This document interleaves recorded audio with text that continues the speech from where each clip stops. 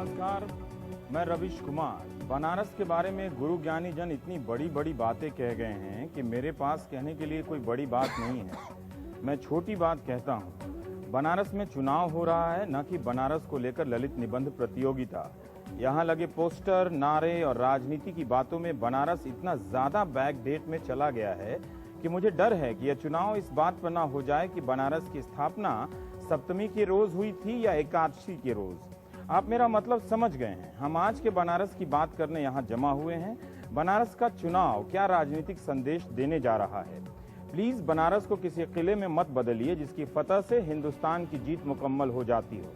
हम अपने मेहमानों से बनारस की आधुनिक, अद्यतन और वर्तमान समस्याओं और उसके समाधानों के राजनीतिक दृष्टिकोण की बात करने का प्रयास करेंगे। बहस चूंकि भटकेगी ही, इसीलिए देखना आपकी भी जिम्मेदारी है कि कौन भटका रहा है।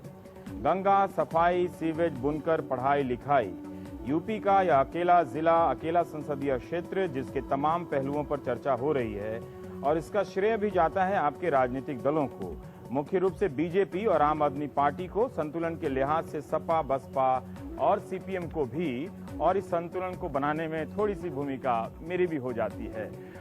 हम जिस इमारत के सामने बैठे हैं, ये 1906 में ये इमारत बनती है। आप गूगल करेंगे तो हिंदुस्तान में और दुनिया भर में इतिहास की कई घड़ियां कई तरह से बदल रही हैं, बहुत सारी चीजें हो रही हैं। अजमतगढ़ पैलेस इसका नाम है, और मोती झील पैलेस भी इसे कहते हैं। और कजरी अगर आप सुनते होंगे तो उसमें इसका जिक्र आता है कि प्रेमिका पिया से कहती है कि मोती झील के पीछे जो मेहंदी है वो लेते आना।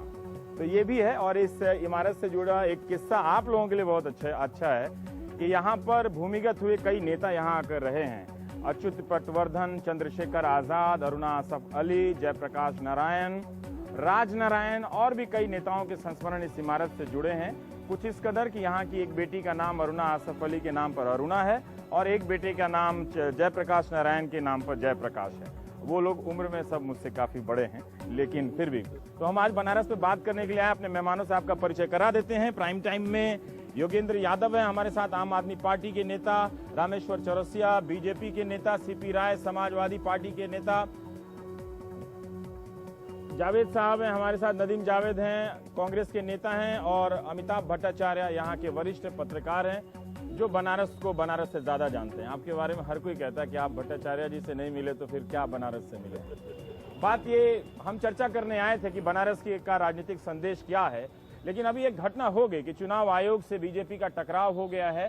रिटर्निंग ऑफिसर ने यहाँ सभा करने की अनुमति में कुछ ऐतराज किया, बीजेपी को उससे ऐतराज हो गया। बीजेपी ने अपने सारे आवेदन वापस ले लिए हैं और एप्लीकेशन 3 चिट्ठियां लिख दी। अरुण जेटली ने चुनाव आयोग पर आरोप लगाते हुए कि ये अधिकारी जो है वो पक्षपात कर रहा है, इसके रहते निष्पक्ष चुनाव नहीं हो सकता है। तो कल अरुण जेटली बीएचयू के सामने धरने पर बैठेंगे और कल ही नरेंद्र मोदी आ रहे हैं। तो ये सारा राजनीतिक माहौल गर्मा रहा है, गर्म जरूर हो रहा है, पर ज्यादा आपको घबराने की जरूरत नहीं है। बनारस ने ऐसी गर्माहट बहुत देखी है और वो जानता है ये शहर की कैसे इन गर्माहटों से गुजरना है और शांत रहना है। चौरसिया जी, हम जल्दी से इस वाले पहलू पर निपटा लेते हैं, फिर मैं आगे बात करूंगा कि जब एक रिटर्निंग ऑफिसर आपकी सभा की अनुमति का अपना फैसला सुनाता है, आप चिट्ठी लिखते हैं, उसमें आप ही के साथ ब्रैकेट में यादव भी लगा देते हैं, इसका क्या मतलब है? क्या जब अरुण जेटली चिट्ठी लिख रहे हैं तो लिख रहे हैं कि यह अधिकारी जो है वो पक्षपात कर रहा है या हमारे नेता की रैली के लिए इजाजत नहीं दे रहा है, और इस पे हमारा विश्वास नहीं है क्योंकि वो ब्रैकेट में एक तरह से वो यादव भी है, नाम ही प्रांजल यादव है, तो वो दिखे नहीं दिखे तो सारी तो कोई प्रांजल यादव फिर चुनाव में मतलब नहीं है, इसका कोई मतलब नहीं है। लेकिन मैं आपको कहता हूँ, लोकतंत्र में उसमें लिखा है कि आप भीड़ सीमित लाएं। लोकतंत्र में भीड़ पैमाना होता है पॉपुलैरिटी का, और लोकतंत्र में जीतने का भी पैमाना भीड़ होता है। क्या लोकतांत्रिक व्यवस्था डीएम तय करेगा कि लोग आए कि नहीं आए? वो डीएम तय करेगा कि कैंडिडेट अपनी सभा करे कि नहीं करे? एक मिनट, अगर कोई खतरा है तो आपने इस देश के बारे में सोचा नहीं? क्या लोकतंत्र में चुनावी प्रक्रिया आतंकवाद, उग्रवाद के साये में चलेगी? और पूरे देश की पारामिलिट्री फोर्स खाली हो गई, अगर आपको खतरा है तो आप ला करके फेयर चुनाव कराओ। आप किसी पार्टी, छोड़ दीजिए बीजेपी या नरेंद्र मोदी की बात, किसी पार्टी की रैलियों पर आप बैन नहीं कर सकते हैं। वो तो यहाँ से कैंडिडेट है साहब, वो गली गली घूम सकते हैं। पर दो विकल्प आपने दिया था, एक बेनियाबाग का विकल्प ना हो तो आपको पूरी जानकारी नहीं, मैं बता देता हूँ, पूरी जानकारी बता दीजिए। गली गली भी घूम सकते हैं, आप देख लो। उनको आरती में जाना था, गंगा जाना था, उन्होंने परमिशन नहीं दिया। हमने 100-200 प्रबुद्ध लोगों के साथ चाय रखा था, उसका भी परमिशन नहीं दिया। आप देख लो पहले, वो तो कहीं बंद जगह पे ही होगी ना, उसका परमिशन नहीं दिया। हमने उनके लिए कहा था रोड शो, चलो एक हो गया, उसका परमिशन नहीं दिया, तो हमने सोचा रैली कर लें। अब आप रैली की भी परमिशन नहीं हो तो कैंडिडेट चुनाव लड़ रहा है, तो ये तो लोकतांत्रिक प्रक्रिया पर आघात है। छोड़ दीजिए भाजपा नरेंद्र मोदी, ये तो पूरी चुनाव आयोग को चैलेंज है। 2 विकल्प था, बेनियाबाग और एक दूसरा विकल्प था। तो अगर कोई अधिकारी कहे कि यहाँ पर सुरक्षा कारणों से ठीक नहीं है, दूसरी जगह आप कर लीजिए। एक पहली बात मैं आ रहा हूँ, पहली बात, एक व्यक्ति जब चुनाव लड़ता है तो वहाँ 1 और 2 जगह सभा नहीं होती है। तो हमने एप्लीकेशन में 2 विकल्प देते हैं क्या? आप अपने एप्लीकेशन में 2 विकल्प दिए थे? नहीं, हमने 2 जगह सभा मांगी थी, विकल्प की दोनों जगह मांगी, दोनों जगह सभा मांगी थी। अच्छा ठीक। तो वो कह रहे हैं कि हम परमिशन नहीं देंगे। हम बोले कि हम 4 जगह नहीं, दूसरी जगह कर हम 4 जगह भी मांगेंगे तो आपको परमिशन देना पड़ेगा साहब। ये अगर सिक्योरिटी प्रॉब्लम है, आईबी देना पड़ेगा, तो फिर मांगने की जरूरत क्या है? नहीं दे रहे थे, इसीलिए तो हमने चुनाव आयोग को लिखा है। कौन सा चुनाव, एक मिनट सर, एक मिनट, कौन सा आप चुनाव करा रहे हो, जगह बता दीजिए, चुनाव आयोग को देखना पड़ेगा ना, इसीलिए ये विवाद खड़ा हुआ। सवाल जगह का नहीं है, सवाल ये कि दोनों जगह का नाम बता दो, जनता सुन रही है। अभी देखिए क्या कि आप लोग सब अपनी अपनी सभाओं से आ रहे हैं, तो हो सकता है कि चौरसिया जी भी बहुत पर्टिकुलर अपडेट ना हो सकता है कि योगेंद्र जी भी ना हो, तो उतना चलेगा। ठीक है, मोटा मोटी बात करके हम अपने इश्यू पे आना चाहते हैं कि अगर कोई वो मुख्य उम्मीदवार हैं जो 4 बड़े दल हैं यहाँ पे 4-5, उसके एक मुख्य उम्मीदवार तो हैं, वो चाहे प्रधानमंत्री के हो ना हो, वो छोड़िए, एक उम्मीदवार है, बीजेपी के उम्मीदवार हैं, उनको सभा की अनुमति तो मिलनी चाहिए थी जी, है ना। उनको रोड शो की भी अनुमति मिलनी चाहिए थी। जिस बेनियाबाग में आप लोगों की भी सभा हुई थी, तो वहाँ उनकी भी सभा हो जाती जी। रवीश जी, इन्होंने एप्लीकेशन इसलिए वापस ली, इन्होंने सभा के लिए जो अपनी एप्लीकेशन दी थी उसमें इन्होंने अनुमानित रूप से 1 लाख लोगों के आने की संभावना जताई थी। बेनियाबाग मुश्किल से 30-35 हजार लोगों के आने की जगह है, शहर के बीच में है। चूंकि इन्होंने खुद लिखा था कि हम 1 लाख लोगों की हमारी सभा होगी, तो 30,000 की जगह पर 1 लाख की सभा नहीं हो सकती है। इसलिए प्रशासन ने उसकी जगह पर बिल्कुल बगल में कैंट है, कैंट में वहां पर एक मैदान है जिसकी इनको अनुमति दी है, वो अनुमति इनको मिल चुकी है। ये दोनों जगह मांग रहे हैं? नहीं, दोनों जगह, इसीलिए मैंने पूछा कौन सी दोनों जगह। बेनियाबाग की जगह, बेनियाबाग से बिल्कुल बगल में कैंट में एक जगह है, वो जगह इनको दे दी गई है। वो क्या मैदान करा था, मुझे मैदान नाम नहीं याद आ रहा, लेकिन वो अनुमति इनको दे दी गई है। इसलिए वो बात भ्रामक है। लेकिन ये चुनाव आयोग पर आरोप लगा रहे हैं। अगर चुनाव आयोग से इनसे शिकायत है तो चुनाव आयोग का दफ्तर दिल्ली में है, जाके वहां धरना प्रदर्शन करें। बनारस हिंदू विश्वविद्यालय एक बहुत गौरवशाली स्थान है, वहाँ क्यों नहीं धरना कर सकते? नहीं, इसलिए नहीं कर सकते।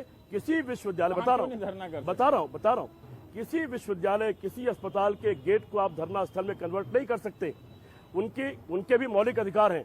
किसी के मौलिक अधिकार, कॉलेज बंद नहीं है, विश्वविद्यालय बंद नहीं है, वहाँ के छात्रों और छात्राओं के आने जाने पर आप नहीं लगता है, आप छोड़िए उनके जो भी कारण हो, एक नेता को रैली करने की जगह मिलनी चाहिए।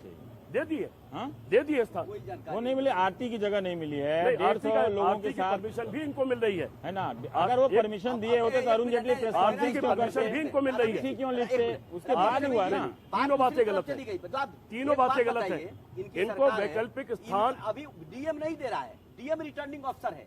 इनकी सरकार, आपको पता है कि प्रशासन चुनाव के समय चुनाव आयोग के अधीन, मैं पूरी जिम्मेदारी के साथ जवाब दे रहा हूँ। एक मिनट, ये रिटर्निंग ऑफिसर का काम है, सरकार का काम नहीं है। पहली बात, ये सरकार के बीच में इंटरफेयर नहीं कर नहीं आए। समाजवादी पार्टी के नेता मैंने उनसे पूछ लिया, हम जवाब नहीं कहा कि वो इंटरफेयर कर रहे हैं। मैं कहाँ कर रहा हूँ? मैंने आप जानते हैं वैसे आयोग के बाद धरना कीजिए आप जाके, उतने बनारस में क्यों धरना देना चाहते हैं? मैं आपसे जानना चाह रहा था, क्या आप लोगों ने भी एक खत लिखा था कि यहाँ कोई डीएसपी हैं, वो इस तरह के रिपोर्ट देते हैं कि हिंदू इलाकों में अरविंद केजरीवाल जाएंगे तो वहाँ तनाव हो सकता है, भाजपा समर्थित इलाके में जाएंगे तो वहाँ तनाव हो सकता है। क्या आपका भी इस रिटर्निंग ऑफिसर पर वैसा ही अविश्वास है जैसा इस संदर्भ में हो गया? और क्या आप एक लोकतांत्रिक व्यक्ति होने के नाते आप नहीं चाहेंगे कि नरेंद्र मोदी को भी ये सभा की जगह मिलनी चाहिए? बाकायदा मिलनी चाहिए। हर नेता को अधिकार है अपनी बात रखने का, और अगर इनकी पार्टी को लगता है कि पुलिस प्रशासन एक तरफा चीज कर रहा है, बिल्कुल इन्हें कहना चाहिए, उसमें कोई शक नहीं है। लेकिन जिस तरह से भाजपा रिएक्ट कर रही है, जिस स्केल पे रिएक्ट कर रही है, उसके बारे में मुझे 1-2 चीज समझ नहीं आती है। देखिए, सब जगह हुआ है। मैं परसों शिवहर में बिहार में था, जहां मेरी सभा के लिए जो ग्राउंड दिया गया था वो बाद में कैंसिल कर दिया गया था, न सिर्फ परमिशन देके वापस ले ली गई थी। हमारे चीमा जी कैंडिडेट नैनीताल से थे, एक माइक वो भोंपू फालतू लगा था, उसमें उनकी गाड़ी जब्त कर ली गई, प्रोटेस्ट किया, उनको 7 दिन तक अंदर कर दिया गया। मेरे अपने इलाके में रिगिंग की इतनी सीरियस शिकायत हुई, मीडिया के पास गई, सब लोगों ने माना, चुनाव आयोग ने अब तक जवाब नहीं दिया। हमने ऐसा नाटक तो नहीं किया है, अपनी बात रखी है। चुनाव आयोग तो प्रोटेस्ट करना भी हर पार्टी का हक है, लेकिन बीजेपी बनारस में जिस तरह की चीज करने की कोशिश कर रही है, कहीं सहानुभूति बटोरने की कोशिश तो नहीं है, कहीं इसकी जरूरत तो नहीं पड़ गई है सहानुभूति बटोरने की आखिरी 48 घंटे में? ये प्रश्न आता है, इसका कोई उत्तर तो नहीं हो सकता, लेकिन अजीब लगता है। चुनाव आयोग की भूमिका आप खुद भी बता रहे, ये भी बता रहे थे, तो पता चल रहा है, और कई लोगों की शिकायत भी देख रहा हूँ कि वो उतनी स्पष्ट नहीं है या शायद उतनी दमदार नहीं है जितना। पूछने का अधिकार सबका बनता है। हाँ। बीजेपी जिस स्तर पे इस चीज को ले जा रही है वो थोड़ा सवाल खड़ा करती है। सवाल खड़ा कर रहा है। मैं एक स्तर बता दूं, एक छोटा सा सवाल, मैं फिर अमिताभ जी के पास जाऊंगा, फिर मैं अपने एक लाइन में बता रहा हूँ। जोगेंद्र जी से मैं ये पूछूं कि चुनाव की घोषणा के बाद किसी प्रदेश के ऑफिस पर, किसी पार्टी के ऑफिस पर प्रदर्शन होता है क्या? इनको इतनी छोटी जानकारी होनी चाहिए थी। दिल्ली के ऑफिस पे चुनाव घोषणा के बाद आप कहाँ लेगा? यही का बात कीजिए आप। भ्रामक चीजें। आप अगर लोकतांत्रिक हैं तो आप इनकी भी लड़ाई लड़ते कि चीमा को क्यों गिरफ्तार किया गया एक एक्स्ट्रा लाउड स्पीकर लगाने के लिए, है ना? हम किस स्तर पे जा रहे हैं साहब? हमने चुनाव आयोग की चिट्ठी लिखी। इन्होंने तो कहा आपके लिए, इन्होंने आपके लिए कहा कि आपके नेता को मिलनी चाहिए, इन्होंने कहा कि आपके नेता को जगह मिलनी चाहिए, है ना? इन्होंने नहीं कहा कि एक खड़ा करने ना भाजपा क्या करिए साहब, चुनाव आयोग को हमने पत्र लिख दिया, 3 चिट्ठियां लिखी हैं आपने। हाँ, लिख दिया। एक दिन में 3 चिट्ठियां। हमें धरने पर बैठने का अधिकार नहीं, हम आपके ऑफिस के सामने प्रदर्शन नहीं कर रहे हैं, हम डीएम ऑफिस के सामने नहीं कर रहे हैं, हम पब्लिक प्लेस पर धरना प्रदर्शन तो कर सकते हैं।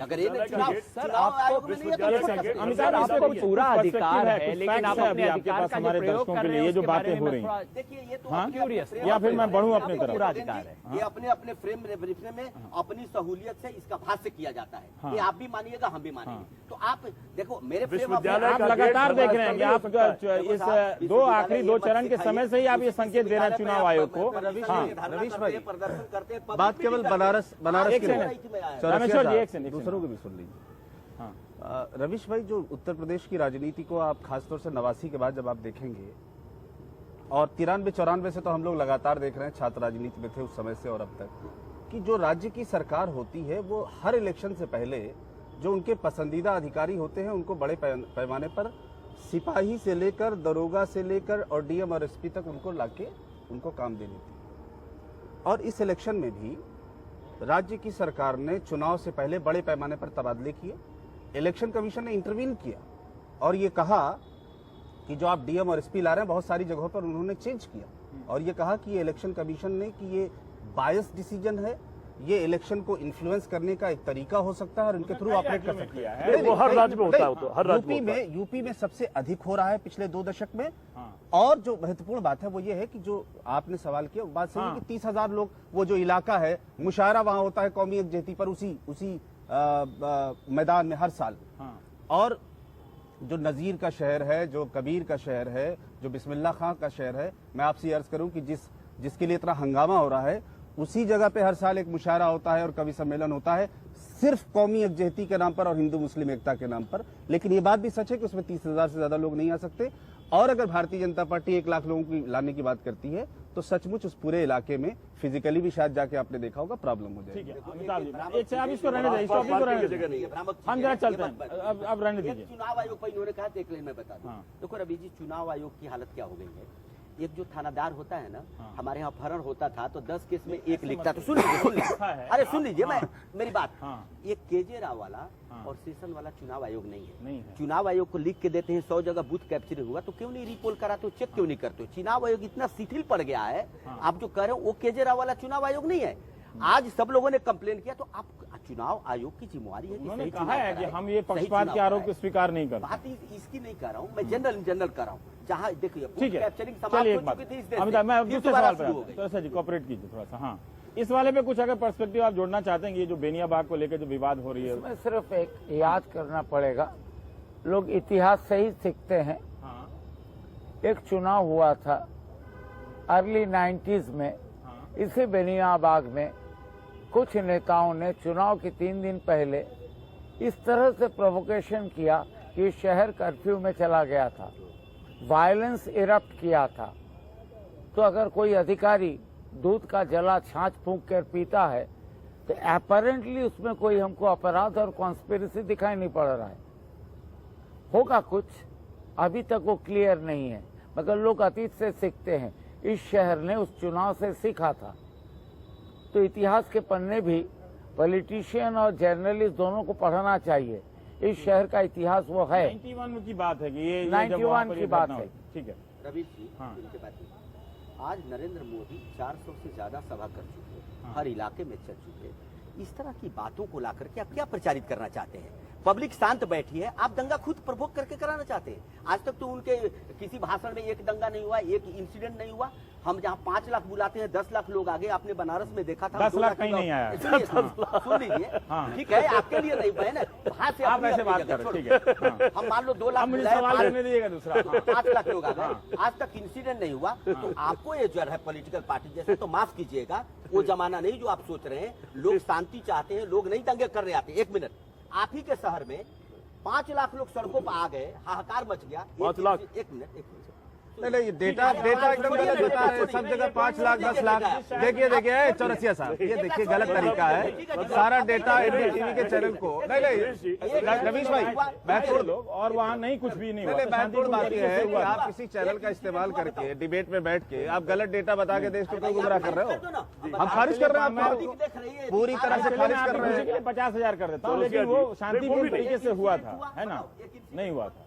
रवीश भाई और मुझे लगता है कि मिलना चाहिए था उस सतर्कता के साथ। लेकिन रवीश जी, ये जो कह रहे हैं कि हम लोग बड़े शांति से काम कर रहे हैं, तो हमको पाकिस्तान भेजने की बात तो नहीं लोगों ने किया, इन्हीं का संगठन है। हर तरफ से हाथ काटने की बात यही कर रहे हैं। हम उससे नाराज कर रहे हैं आपको। देखिए, हर चीज की एक मर्यादा होती है। अरे तो अमित शाह जी ने भी कहा है, सुब्रमण्यम स्वामी ने भी कहा है। मर्यादा की बात कर रहे हैं। आरएसएस के 24 पानी रखे हम पीछे लगा भाई चौरसिया जी का 1-to-1 किया, क्यों किया?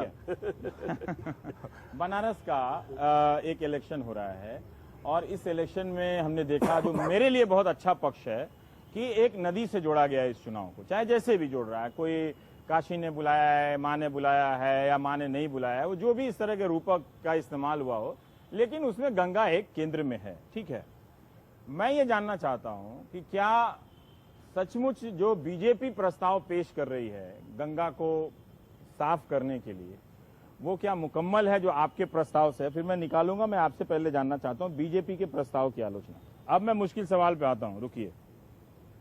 हाँ सर, आप कुछ बताने मैं नहीं, मैं आपसे, आप पूछिए, आप बताइए मेरे को, आप कि गंगा के साफ करने की बात है। आप लोगों की भी बात में मुझे लग रहा है कि एक खाना पूर्ति जैसी है, और बीजेपी की भी बात में मुझे लग रहा है कि उसमें भी एक खाना पूर्ति है। इतने बड़े बनारस का इलेक्शन हो रहा है, और ये 2 पन्ने का एक बनारस के लिए कि इन्होंने पैम्फलेट कल जारी किया है। ठीक है, आपका थोड़ा मोटा है, वो अलग बात है, लेकिन इसमें भी बहुत ज्यादा होली सिटी पे जोर है, बहुत ज्यादा गंगा के उस पे, लेकिन कोई कॉन्क्रीट प्लान इसमें नहीं दिखता कि आप नदी की सफाई कैसे करें। क्योंकि ये गंगा बनारस में तो सिर्फ साफ नहीं होगी ना, गंगा तो वहाँ गौमुख से लेकर गंगा सागर तक साफ होगी। ये बहुत बड़ा सवाल है। आप बिल्कुल सही कह रहे हैं कि मैनिफेस्टो, हालांकि हमने अपनी तरफ से कुछ तफसील देने की कोशिश की, आपने भी खुद कहा, मैनिफेस्टो इसके पूरे एक चरण, एक प्लान पूरी नहीं स्पेल आउट करता है। उसके लिए समय लगेगा, और उसके लिए एक कॉन्स्टिट्यूएंसी मैनिफेस्टो शायद वो जगह नहीं होती जहां आप एक चीज़ की तफसील पूरी योजना की बता सकें। कॉन्स्टिट्यूएंसी मैनिफेस्टो एक जगह होती है जहां आप अपनी प्राथमिकताएं बताते हैं, अपने संकल्प बताते हैं, अपनी दिशा बताते हैं।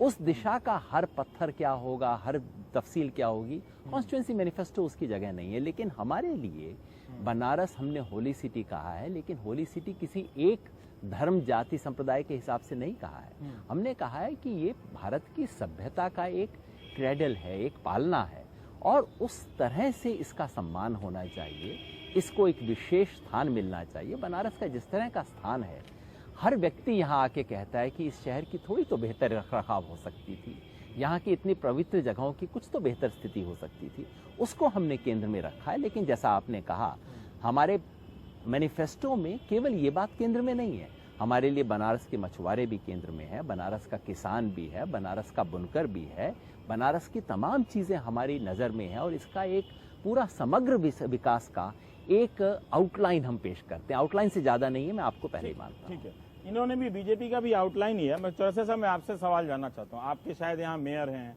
बहुत सारे विधायक हैं, सांसद आपके यहीं के थे। अब मुझे बताइए कि इन लोगों ने फिर बनारस के लिए क्या किया? मैं उन गलियों में जब जाता हूँ, गंगा के लिए क्या किया? रवीश जी, हम भी बहुत 15 साल से विधायक हैं, हमको भी मालूम है विधायक क्या करता है, कितने फंड मिलते हैं और वो क्या कर सकता है। आपको कोई प्लान होगा? जैसे उन्होंने अमेठी में पूछा था कि कोई चिट्ठी लिखी होगी। बता देता हूँ, कोई चिट्ठी लिखी होगी गंगा के लिए ऐसा नहीं कि एक बार प्लान बना, राजीव गांधी जी आज तब भी बना, यहाँ नियत का सवाल है। 30 साल में 40,000 करोड़ रुपया खर्च बिल्कुल, हुआ। बिल्कुल, ठीक सुन है, लीजिए, अभी मैं प्रेजेंट की स्थिति बता देता हूँ, सबको मालूम है, ऑन रिकॉर्ड। यहाँ प्लान बना और गंगा के यहाँ लोग परेशान हैं कि गंगा के बाद प्लान बनता है, कुछ होता नहीं है। यहाँ एक प्लान बना है, आपने देखा सड़कें खुदी हुई थी तो एक आया था JNURM से, वो था एक प्लेस चुनना था कि ट्रीटमेंट प्लांट के लिए, सारी चीजें हो गई। हाँ ठीक है। 6 महीना पहले इलाहाबाद हाई कोर्ट में लोग मूव कर गए। हाई कोर्ट ने कहा 6 महीना के अंदर इसको प्रशासन सरकार उपलब्ध कराए। आज 9वां महीना चल रहा है, इलेक्शन के चलते रुका है, कोर्ट ऑफ कंटेम्प्ट होगा, ये नहीं कर पा रहे। केंद्र में ये सरकार चलवा रहे हैं, इनकी भी सरकार है, ये दोष नहीं दे सकते। और वो शायद नदीम जी 1600 या 2000 करोड़ का प्लान है, आपको भी मालूम होगा। हाँ। तो ये देखो, ये अगर कोई चीज इंप्लीमेंट करने में इस तरह की शिथिलता हो तो कौन काम होगा। एक मैंने आपको उदाहरण दिया, ठीक है। इसी तरह यहाँ के लोगों में गंगा को टेम्स क्यों नहीं बनाया जा सकता भाई? जब साबरमती नदी को बना सकते, आप गंगा और टेम्स की तुलना आप समझते हैं क्या है? टेम्स का स्केल क्या है, गंगा का स्केल क्या है, आपको पता है? एक मिनट, आप पहले अभी बनारस की बात कीजिए, बनारस की बात कीजिए। आपने लिखा कि बनारस की जीवन दायिनी। बनारस की ये बात बताइए कि बनारस में ही सिर्फ गंगा कैसे साफ होगी? नहीं। गंगा 58, अभी आज ही राम मोहन पाठक ने दैनिक हिंदुस्तान में अच्छा लेख लिखा है, वहां से लेके 58 संसदीय क्षेत्र गंगा के किनारे हैं। आप बिना गोमुख में साफ किए, आप कैसे बनारस रुद्रप्रयाग की बात है। आपको मालूम है कि हमने गंगोत्री से यात्रा निकाला, हमें पूरे गंगा मुझे मालूम है कि उमा भारती ने बहुत काम किया है, ठीक है, आप ही के नेता है, मैं बता रहा हूँ कि और अग्रवाल साहब, हाँ, गंगा की डेवलपमेंट, बनारस की डेवलपमेंट की जब अग्रवाल साहब धरना दे रहे थे तब तो आप लोग वहाँ नजर नहीं थे, अचानक आप लोग सब गंगा को दम ऐसे। हाँ, कोई नई बात नहीं, जब गंगा का है तो बनारस में गंगा अच्छी हो, गंगा के किनारे घाट भी अच्छे हो, हैं, और गंगा के चारों तरफ रिंग रोड हो, वरुणा नदी साफ हो। उसका सौंदर्यीकरण अलग चीज है, जो कोई ठेकेदार करा सकता है। अरे भैया, मुझे बताइए, गंगा कोई के पानी साफ करने की बात बताइए। जो गंजी कहे, कोई भी ठेकेदार करा सकता है चौरसिया साहब। ये अब आम बात हो गई है कि कहीं नदी के किनारे, दिल्ली में भी बहुत सारा घाट बन गया, यमुना के किनारे छठ के समय साफ हो जाता है। नदी का पानी साफ करने की बात बताइए। बिल्कुल, हाँ, मुझे घाट पे आप फ्लड लाइट लगाएंगे, ये हम लोग 2 मिनट में लगा देते हैं, यहाँ पे कोई बड़ी बात नहीं है। ये जो प्लान बना आपको बताए, जैसे जो गेंदर जी ने बनाई, ये पूरी होनी चाहिए। तो ये सिर्फ गंगा के लिए प्लान नहीं था, कानपुर का भी प्लानिंग ऐसा ही है, सब जगह है। इस प्लान को अगर इम्प्लीमेंट, आप गंगा का इशू नहीं उठाते हैं। हम तो पूरे गंगा का इशू उठाया। आपने लिखा कि बनारस के लिए जीवन दायिनी, बनारस वाला लेके बैठे, बनारस के गंगा प्लान को लेके कैसे हो सकता है? एक मिनट, हमारा जब यहाँ रिवर फ्रंट बना के आप गंगा को कैसे बचा लेंगे? सर, ये बनारस के लिए स्पेशल इन्होंने भी निकाला, हमने निकाला, हमारा पूरा घोषणा पत्र कीजिए तो गंगा की बात है, सिर्फ बनारस की बात नहीं है। ये आप कैसे कहते हैं? आप पूरा घोषणा पत्र लाइए, उसमें लिखा हुआ है, कहीं नहीं दिख रहा है, इसीलिए मैं पूछ रहा हूं। भैया ये बनारस के लिए तो हम बनारस की बात करेंगे, आप मेरा वही पूरा बताइए कि भाई नदी सिर्फ बनारस में तो नहीं बचेगी ना। फिर आप पॉलिटिशियन जैसे उलझा रहे थे। रमेश भाई, केवल सिर्फ एक बात ऐड करनी है। कौन सा जैकेट? नवीन मैं क्लियर कर लूं, हमारा जब घोषणा पत्र देखिएगा तो उसमें पूरे गंगा की बात है। यहाँ की जब हम बात करेंगे तो बनारस के गंगा की बात करेंगे, स्वाभाविक है, ये बनारस के लिए निकाला है। ये जो जहाँ से रवीश भाई, जहाँ से आपने डिबेट शुरू की थी, मैं वहाँ आपको वहीं से कनेक्ट करता हूँ। और आपने जो डिबेट जहाँ से शुरू की थी, अभी सवाल जो किया था, वो पूरा इशू डाइवर्ट हो गया है। नहीं, मैं केवल मेरी बात सुन लीजिए, इस सवाल की बात कर रहा हूँ। 91 से लेके 2009 तक सिर्फ एक बार कांग्रेस का यहाँ पे एमपी रहा है, बाकी पूरे टाइम पे बीजेपी का एमपी रहा है। 3 विधायक यहाँ से हैं। मेरी बात सुन लीजिए, बात तो सुनिए रवीश भाई, ये अन्याय मत करिए, बात सुन लीजिए, पूरी बात तो सुनिए। और 1998 से लेके 2004 तक अटल जी की सरकार रही केंद्र में, बताए कि बनारस के लिए क्या। दूसरा, मैं अब आता हूँ यूपी 2010 का रिकॉर्ड दीजिए ना। अब मैं तो अब 2010 पे आता हूँ, 2014 का रिकॉर्ड दीजिए। मैं उस पे आता हूँ, मैं उसी पे, रवीश भाई, मैं उसी पे आ रहा हूँ। जो इन्होंने कहा, JNURM कहते हैं जवाहरलाल नेहरू शहरी नवीनीकरण योजना, बनारस शहर को लगभग 2000 करोड़ रुपए सरकार ने, भारत सरकार ने दिया कि जो शहर का एग्जिस्टिंग इंफ्रास्ट्रक्चर है उसको किस तरह से हम डेवलप करें, किस तरह से बेहतर करें, हम सीवर कैसे यहाँ का बेहतर करें, जो हमारी सड़कें हैं वो कैसे बेहतर हो, हमारा जो वाटर सप्लाई का सिस्टम, 2000 करोड़ राज्य की सरकार को दिया है। नहीं हुआ है। मैं भाई आपके नेता की ये योजना थी और आप लोगों ने भी कभी इसको शिद्दत से नहीं उठाया। मुझे अच्छी तरह से ध्यान है जब हरिद्वार में या एम्स के सामने अग्रवाल साहब आईटी के जो प्रोफेसर हैं वो धरने देते रहे, तब आप लोगों में से कोई उद्वेलित नहीं था उनके लिए। मैं जो आप बात करें बनारस की अगर बात हो रही है, इसको नहीं है, आप 3,000 करोड़ खर्च किए, वो 1,000 करोड़ में रिजल्ट नहीं निकला। रवीश भाई एग्जीक्यूट करने की अथॉरिटी कौन है? स्टेट है। हाई कोर्ट मॉनिटर कर रहा है डे टू डे बेसिस पे कि यहाँ का डेवलपमेंट जेएनयू आरएम का जो पैसा आया है वो किस तरह से काम हो रहा है। राज्य सरकार नहीं देख रही, एमपी नहीं देख रहा, एमएलए कहाँ, आप लोग हम आंदोलन कर रहे हैं, नहीं देख रहा, हम तो दिख नहीं रहा कि हम आंदोलन कर रहे हैं, आंदोलन कर रहे हैं। हम आंदोलन मैं बताता हूँ, मैं व्यक्तिगत रूप से बताता हूँ, उनकी इतनी खिंचाई कर ली। उमा भारती ने एक पूरी यात्रा की है, ठीक है, और मुझे मालूम है कि उन्होंने, आप स्पेसिफिक गंगा की बात कर रहे हैं। हाँ, मैं उसी गंगा की बात कर रहा हूं। मैं तो शहर की बात कर रहा हूं। भले ही उमा भारती का कोई जिक्र नहीं है इस गंगा के योजना में, उनकी पार्टी का अपना व्यक्तिगत समस्या है कि कोई एक आदमी आता है और पूरा अपने व्यक्ति से जोड़ लेता है कि गंगा का वही कर रहा है, वो ठीक है, उनकी पार्टी का समस्या। आप कौन सा आंदोलन किए हैं, है ना? और उमा भारती उसकी इंचार्ज, मुझे पता है ना? आपकी पार्टी में क्या आंदोलन हुआ, आप ये बता दीजिए। आंदोलन की बात नहीं कर रहे, हम तो ये कह रहे हैं कि नदी का आंदोलन हुआ, हमने इस शहर के इंफ्रास्ट्रक्चर के लिए, वीवर के लिए 6,300 करोड़ रुपए भारत सरकार ने दिया।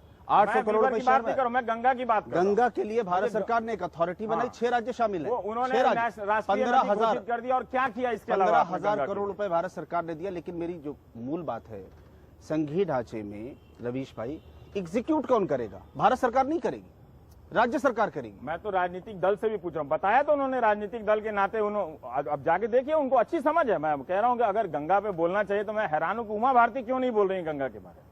नहीं, इसलिए कि भारतीय जनता पार्टी है, आप ही की पार्टी के बारे में, भारतीय जनता वो कहा है ना, वही नहीं बोल रहा। वो एक बड़ा अच्छा शेर है कि काट कर जुबा मेरी कह रहा है वो जालिम। अब तुम्हें इजाजत है हाल दिन सुनाने की, भाई तो कैसे बोल रहे हैं? मैं इस इशू को जानना चाहता हूँ सर, क्या सचमुच ईमानदारी से डिबेट हो रहा है क्या, या कि सबका एक इमोशनल लिंक है, इसलिए बनारस आए हैं तो काशी की बात कीजिए, गंगा की बात कीजिए। कोई 20 साल पुरानी अपनी तस्वीर लगा के पोस्टर पे लगा देते हैं। आपके मोदी साहब ने भी, चौरसिया साहब, लगाया कि काशी से उनका पुराना रिश्ता, बहुत पुरानी उत्तरीय वस्त्र में वो पहने हुए अपना गंगा की आराधना कर रहे हैं, वो तस्वीर लगाई है उन्होंने। हाँ, तो वही मैं बता रहा हूँ, ये रिलेशन दिखाने के लिए। हाँ, ये ट्रबल्ड वाटर में मछली पकड़ने की एक बहुत पुरानी परंपरा है। हाँ, गंगा जी के पानी जब तक मलिन है तब तक राजनीति करना बहुत आरामदायी है। कोई ये सवाल नहीं उठाता है कि इस नदी को हर रोज 18,000 क्यूसेक पानी की जरूरत है, 4,000 क्यूसेक पानी का डिस्चार्ज है। इस नदी के शरीर पर जितने बंधे हैं वो हाइड्रो इलेक्ट्रिसिटी प्रोडक्शन के लिए ज्यादा जरूरी हैं, इस नदी के लिए सेकेंडरी हैं। इस नदी से पानी काट के हम दिल्ली को ओर भेज रहे हैं, तो इस नदी के साथ जो ये डिसेक्शन और एनाटॉमी हो रहा है, इसे बाईपास सर्जरी न समझा जाए। इस नदी को मारा जा रहा है 2 कारण से, पॉलिटिकल इंटरेस्ट, वेस्टेड इंटरेस्ट या इग्नोरेंस। ये अज्ञानता से ये काम हो रहा है या तो जानबूझ के हो रहा है। ये नदी ग्रेजुअली सिकुड़ रही है। मजेदार बात है, गर्मी के दिन में यहाँ पर पानी में BOD, बायो ऑक्सीजन डिस्चार्ज 11 है, बरसात के दिनों में एक भी नहीं है। क्यों? क्योंकि नदी अपने प्रवाह से बहती है। इस नदी को पानी चाहिए, मौलिक सवाल है ये। लेकिन चलिए, इस बात से मैं खुश हूं कि आप हो चाहे आपकी वजह से हो, चाहे आपकी वजह से हो, कम से कम इस चुनाव में एक नदी की बात हो रही है, ठीक से हो रही है। पहले के चुनाव में भी हुआ है इसी बनारस में, लेकिन आप लोग कर रहे हैं। अब चलिए, वो अब जनता आपको आपकी परखेगी। लेकिन रमेश भाई, हाँ, आपने ही एक प्रोग्राम दिखाया था, आपका ही कार्यक्रम देखा था मैंने, गुजरात का गुजरात।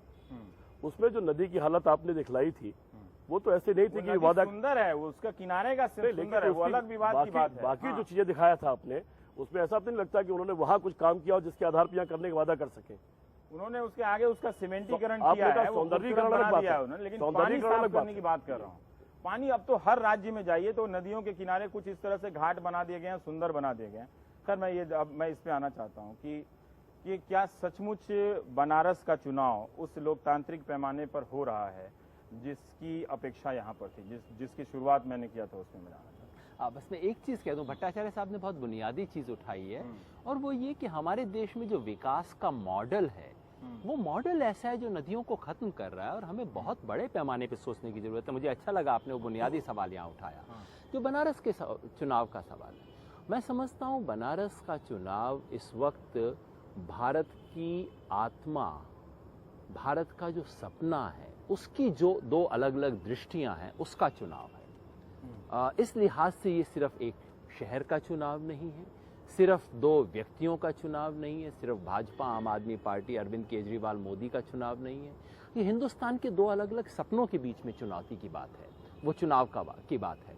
और उस लिहाज से मुझे कम से कम महसूस होता है, मैंने 1 घंटा पहले एक सार्वजनिक सभा में भी कहा कि ये लड़ाई बनारस जैसी जगह पे हो रही है, ये इस देश का सौभाग्य है कि इतने बड़ी चीजों की लड़ाई यहाँ हो रही है, उतने बड़े मुद्दों को, की लड़ाई हो रही है। सिर्फ गंगा की नहीं, ये हिंदुस्तान के दो अलग अलग सपनों का सवाल है। एक तरफ विकास का वो सपना है जो केवल चंद पूंजीपतियों, उद्योगपतियों के लिए विकास है, दूसरा जो मछुआरे का, किसान का, बुनकर का विकास है।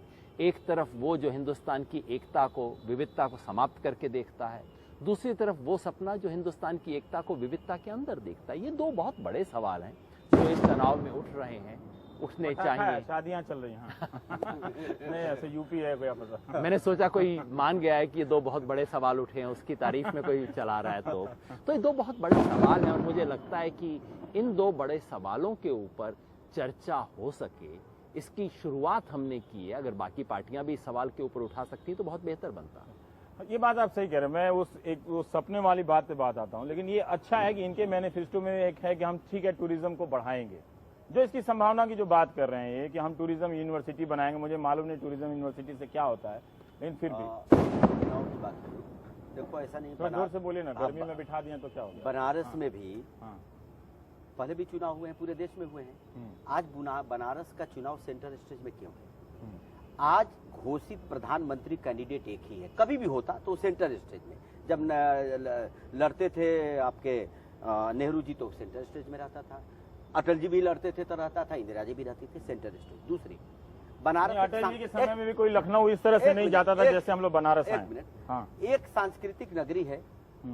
दूसरा, आपने टूरिज्म की जो बात की, देखिए एक बात तो है, बनारस के लोगों को एक विश्वास हुआ है कि जिस तरह गुजरात या मणिनगर जिनकी कंस्टिट्यूएंसी है, जिस तरह विकास हुआ है, बनारस एमपी नहीं पीएम चुन रहा है, तो बनारस के लोगों में स्वाभाविक है जहाँ से पीएम चुना जाएगा, एक लालसा रहती है, हमारा अच्छा विकास होगा। तो बनारस के लोगों में भी एक उत्साह है कि हम एमपी इस बार नहीं पीएम चुन रहे हैं। इस बात टूरिज्म की जो आप बात की है, मैं मानता हूँ। सर एक बात पूछूं, अगर ऐसा है तो वडोदरा का चुनाव इतना महत्वपूर्ण क्यों नहीं है? क्योंकि वो गुजरात से आते हैं साहब। आप बनारस और बड़ौदा में बहुत अंतर है। बनारस एक सांस्कृतिक नगरी है, बड़ौदा में नहीं है, वो तो गुजरात से आई है। उसकी एक वजह हो सकती है कि अरविंद केजरीवाल आए हैं। देखो ऐसा है, आप केजरीवाल को बने जब एक बात देखिए एक बात आपको बता दो, वो नाम आपके मुंह से नहीं निकल पा रहा था इसलिए मैंने कहा। बोल दीजिए ना क्या है तो क्या हम बता देते हैं। सुनो, मुझे भी लगा था भ्रष्टाचार के खिलाफ उस लड़ाई में हम भी थे अन्ना हजारे के साथ। मुझे लगा केजरीवाल जी को आज बात खुल गई। एक मिनट सर, रुक आप खुल नहीं गई, सच्चाई है तो सच्चाई है। क्या? अन्ना के आंदोलन में हम भी थे, केजरीवाल के आंदोलन में तब वो लोग आपके भी टीम थे कांग्रेस के साथ। आप बीच में हमसे ज्यादा तारीफ बोलते हैं। चलिए, आप फंसते हैं तो कम से कम मुस्कुराते हैं, अच्छी बात नहीं है। देखो हम बेबाक बोलते हैं, हम कोई झूठ मन में नहीं। अरे कभी फंसते, हमें भी लगा कि एक दिल्ली में जो परिवर्तन हुआ, केजरीवाल आए, कुछ करके दिखाएंगे। एक लोकपाल ही समस्या नहीं, लोकपाल तक केंद्र है, लोकायुक्त को मजबूत करते, बिजली पानी बहुत सारी चीजें आपने शुरू किया था। आप तो ऐसे बोले जैसे वो 49 दिन बैठ के उनकी तारीफ कर रहे थे दिल्ली में। फिर वही बोलते हैं ना, पूरी बात नहीं होने देते। अच्छा तो आपने किया क्या जोगेंद्र जी? आप मानिए वहां रहते तो एक मॉडल हो आप दे सकते थे। क्या हुआ? आप तो सब कुछ भागते हैं, अन्ना को छोड़ के भागे, आंदोलन छोड़ के भागे, एक आरोप लगाए भाग गए। अब लोगों को लगा कि सरकार मिली, वो भी छोड़ के भाग गए, तो इनको कुछ करना नहीं, इनको कुछ बोलना। अच्छा रुकिए, मुझे ब्रेक पे जाना। अब ये भागने वाली बात पे आप जवाब दे दीजिए संक्षेप में, मुझे ब्रेक पे जाना फिर। हाँ, अगर हम न छोड़े होते तब इनका डायलॉग क्या होता? चिपक गए, क्या चिपक गए भैया? कुर्सी पे चिपक गए। जैसे कांग्रेस ने कहा गरीबी हटाओ, गरीबी ना हटी, लेकिन कांग्रेस ने कुर्सी ना छोड़ी। इन्होंने कहा मंदिर वहीं बनाएंगे, अब अच्छा बुरा जैसी भी प्रॉमिस थी, 6 साल तक सत्ता पे बैठे रहे, कभी नाम भी नहीं लिया मंदिर का। अब आम आदमी पार्टी ये काम नहीं कर सकती सर। अगर हम ये करते तो आप ही रवीश हमसे क्या पूछे रहते, कांग्रेस बीजेपी और आप में क्या फर्क है? आपने भी वायदा पूरा नहीं किया, कुर्सी पे चिपके रहे, कम से कम वो काम हमारे पास है। फिर आपने सरकार क्यों बनाई लेकर के, जब आपको मालूम तब नहीं है तो उन्होंने आपके